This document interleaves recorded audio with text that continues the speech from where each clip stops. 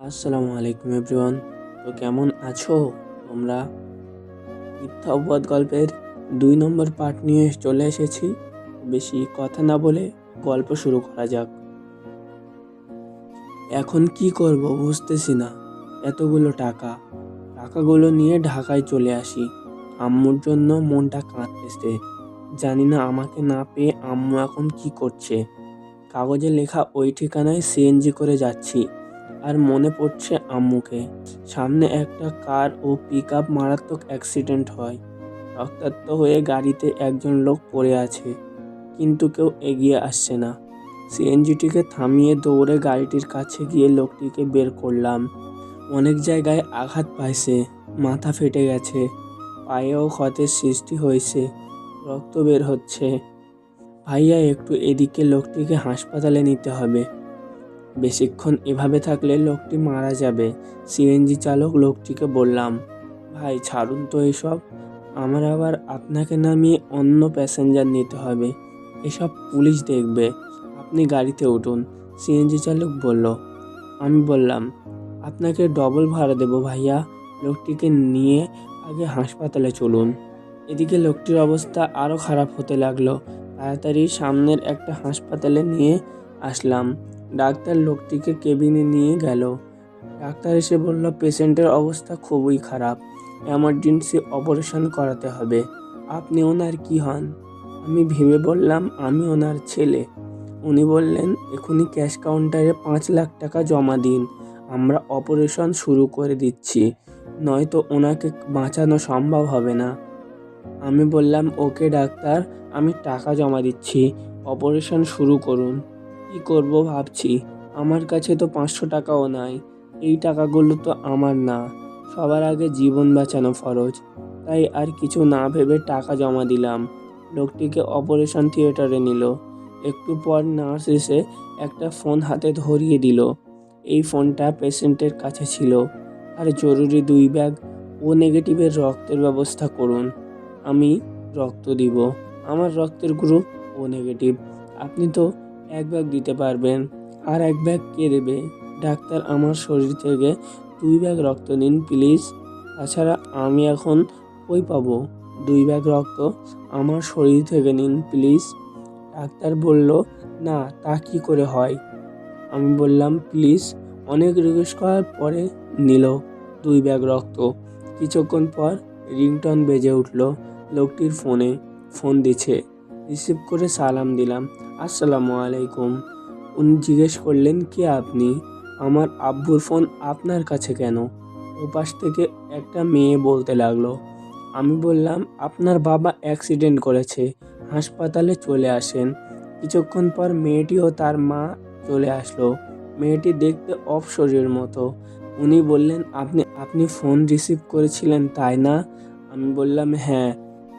মেয়েটি বলল, এই ফালতু মার্কা হসপিটালে ভর্তি করতে কে বলেছে আপনাকে?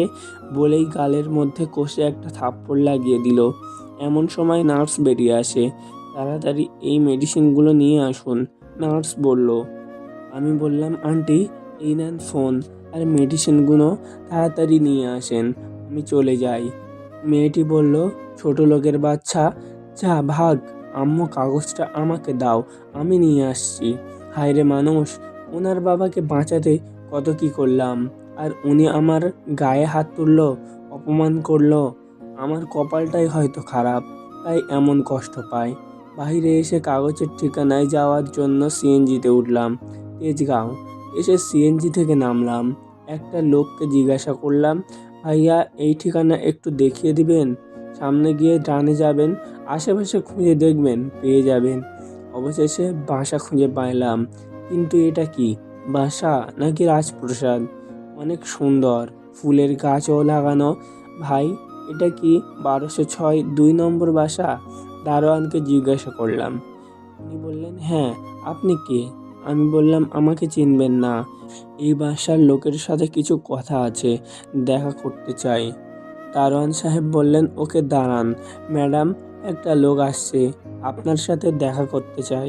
উনি বললেন, ওকে ভিতরে পাঠিয়ে দিন। আসসালামু আলাইকুম, এই টাকাগুলো মনে হয় আপনার স্বামীর, এই চিরকুটটা পড়ুন। পকেটে হাত দিয়ে খুঁজে পেলাম না, মনে হয় হারিয়ে ফেলেছি। কই গেল? পকেটেই তো ছিল। কি হলো? কি বিড়বিড় করছেন? কিসের টাকা? কই দেখি।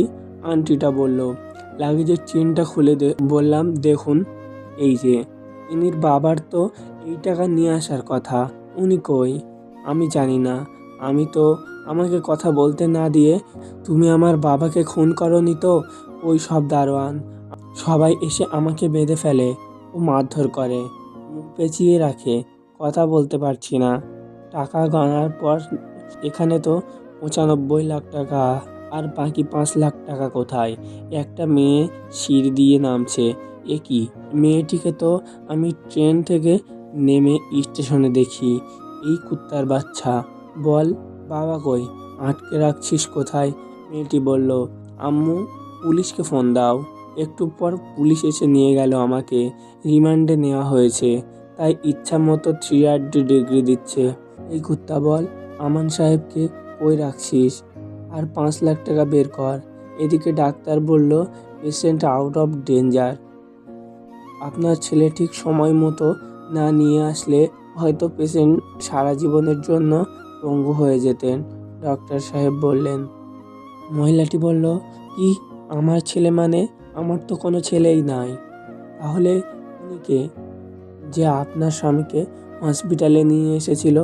মহিলাটি বলল, চিনি না তো। নার্স বলল, ও, এই জন্য বুঝি আপনার মেয়ে ওই ছেলেটিকে থাপ্পড় মারল। গুড। হয়তো আপনারা বড়লোক, পোশাক আশাকে বলে দিচ্ছে, কিন্তু আপনারা ছোট লোক, বলতেও ঘৃণা হচ্ছে। মা ও মেয়ে কথাগুলো শুনে অবাক হয়ে গেছে। আপনি কি জানেন?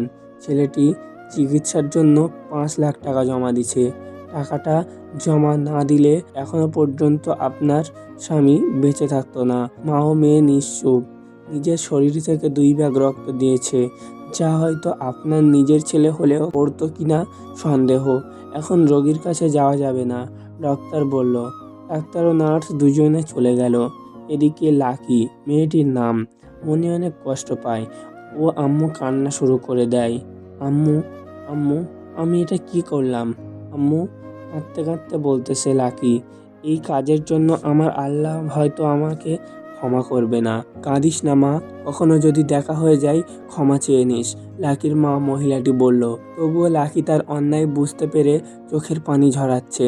অন্যদিকে আবিরকে পুলিশ অনেক মারে, এদিকে সে কাগজটাও হারিয়ে ফেলেছে। আবিরকে এত মারার পর আবির ব্যথায় চিৎকার করতেছে না। এই ব্যথা তো ক্ষণিকের, তার থেকেও আবিরের মনে অনেক বেশি ব্যথা। অন্যদিকে আমান সাহেব বাসায় ফিরে আসে আর জানতে পারে কেউ একজন টাকা নিয়ে আসে, আর ৫ লাখ টাকা কম টাকায় তাকে তারা পুলিশে দিয়ে দেয়। আমান সাহেব খুব ভালো মানুষ। এমনও তো হতে পারে ছেলেটি বিপদে পড়ে ৫ লাখ টাকা কোথাও নষ্ট করেছে। আর যদি টাকারই লোভ থাকতো তাহলে এতগুলো টাকা তো আর ফিরাই দিতে আসতো না। যাই, গিয়ে ছেলেটিকে পুলিশের হাত থেকে ছাড়িয়ে আনি। আমান সাহেব থানায় গিয়ে আবিরকে ছাড়িয়ে নেয়। বাবা, তোমার নাম কি? আমান সাহেব বললেন। আমি বললাম, আবির। উনি বললেন, আমার জন্য তোমার কি অবস্থা করেছে পুলিশ। বাবা, আমাকে মাফ করে দিও। আমি বললাম, না আঙ্কেল, আপনি কেন মাফ চাচ্ছেন? আমি আপনার ৫ লাখ টাকা দিয়ে একটা অ্যাক্সিডেন্ট হওয়া ব্যক্তিকে চিকিৎসা করিয়েছি। চিন্তা করবেন না আঙ্কেল, আমি আপনার টাকা শোধ করে দিব। উনি বললেন, না বাবা, লাগবে না। আর তুমি তুমি তো টাকাটা নাওনি, একজনকে সাহায্য করেছো। আমি বললাম, না আঙ্কেল, আমি কারো কাছে ঋণী থাকতে চাই না। আমার চাকরি হয়ে গেলে আপনার টাকা পরিশোধ করে দিব। উনি জিজ্ঞাসা করলেন, তো কী চাকরি করবা? আমি বললাম, দেখি কি করা যায়। আর আমি সবেমাত্র ইন্টার পরীক্ষা দিচ্ছি, এখনও রেজাল্ট হয়নি। তবে আঙ্কেল, আমি কার চালাতে পারি। উনি বললেন, ও, তাহলে আমার বাসায় ড্রাইভার হয়ে যাও, মাসিক ২৫,০০০ করে বেতন পাবা। আমি বললাম, ধন্যবাদ আঙ্কেল, আপনি আমার অনেক উপকার করলেন। আঙ্কেল ওনার বাসায় নিয়ে গেলেন। বাপি, তুমি ওই চোরটাকে বাসায় নিয়ে আসলেন কেন? সাহেবের মেয়ে। না মামুনি, আবির চোর নয়, ও একটা লোককে বাঁচাতে টাকাটা ডাক্তারকে দিয়েছে। ছোট লোকটা বানিয়ে বলল। আর বিশ্বাস করলে বাপি, অনন্যা মেয়েটির নাম। আমান সাহেব বললেন, না রে মা, বাবা তুমি ওই রুমে যাও, এখন থেকে ওখানে থাকবে। ভাবি বলে একটু রাগ করলো। অনন্যা রাগ করে চলে যায় আর মনে মনে ভাবে, আমাদের বাসায় থাকবে মানে বুঝাবো মজা কাকে বলে। এদিকে আবির গিয়ে নিজের রুমটা গুছিয়ে নিয়ে নেয় আর বিছানায় শুয়ে শুয়ে বাসার সবার কথা ভাবতে থাকে। কোনো এক সময় ঘুমিয়ে পড়ে মাঝরাতে। তার শরীর প্রচণ্ড জ্বর আসে। আবির কাঁপতে কাঁপতে ফ্লোরে পড়ে যায়। পরের দিন সকালে কাজের লোক নাস্তা দিতে এসে দেখে আবির ফ্লোরে পড়ে গোয়াতে লাগছে। সাহেব, ছেলেটা ফ্লোরে পড়ে গোয়াচ্ছে, মনে হয় অসুস্থ হয়ে গেছে। আঙ্কেল এসে তাড়াতাড়ি করে আবিরকে হাসপাতালে ভর্তি করে। কিছুক্ষণ পর, ওনার শরীরে তো অনেক ক্ষত হয়েছে, তাই ব্যথায় শরীরে জ্বর আসে। কিছুদিন রেস্ট ও ঔষধ ঠিকভাবে খেলে সুস্থ হয়ে যাবে। আপনারা চাইলে কালকেই বাসায় নিয়ে যেতে পারেন। পরের দিন আমার বাসায় নিয়ে আসলেন। বাসার ভিতর যেতেই লক্ষ্য করলাম সেদিনের ওই মেয়েটি তার বাবাকে মেডিকেলে ভর্তি করছি আমাকে দেখে দৌড়ে আসে আমার কাছে। তো বন্ধুরা, দেখা হচ্ছে নেক্সট গল্পে। আর আমি অনেক কষ্ট করে ভিডিও বানাই। রাত 3টের সময় উঠে আমাদের ভয়েস ওভার করা লাগে। দয়া করে তোমরা আমাদের এই ইউটিউব চ্যানেলটি সাবস্ক্রাইব করে দিও আর এই গল্পে একটি লাইক করে দিও। আর এই গল্পের যারা প্রথম পর্ব শোনেননি তারা কখনোই এই গল্প বুঝতে পারবে না। তাই আমার ইউটিউব চ্যানেলে গিয়ে আমার প্রথম গল্পটি শুনে আসুন, তারপরে এই গল্পটি শুনুন।